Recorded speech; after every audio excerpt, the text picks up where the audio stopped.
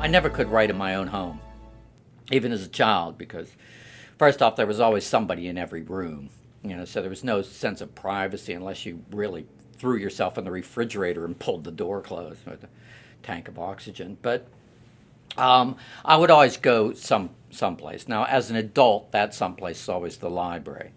So when I moved to Boston in 1972 to go to college for creative writing, I didn't have very much money, and so I lived in a rooming house, a nice rooming house, and the big Boston Public Library was just 3 blocks away. So I would go to Bates Hall, which is a big, vast reading room, 50-foot barrel vaulted ceiling, and just a fabulous place. And I would sit there all day. So I'd put in 8 hours. I'd pack a lunch, I'd go to the library, I would do like 2 hours of first draft writing, 2 hours of second draft writing, 2 hours of reading, 2 hours of research or poking around and bugging librarians.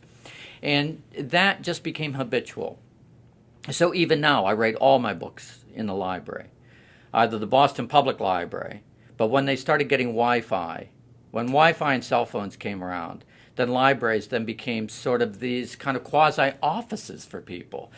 Bates Hall, which used to just have a few oddballs and some literary types, suddenly became just packed with people putting their feet up on the desk and talking to their lawyers on the cell phone. I'm like, oh, geez Louise. So, at any rate, I went down to the Boston Athenaeum, which is an old subscription library from 1807, and that's where I go every day.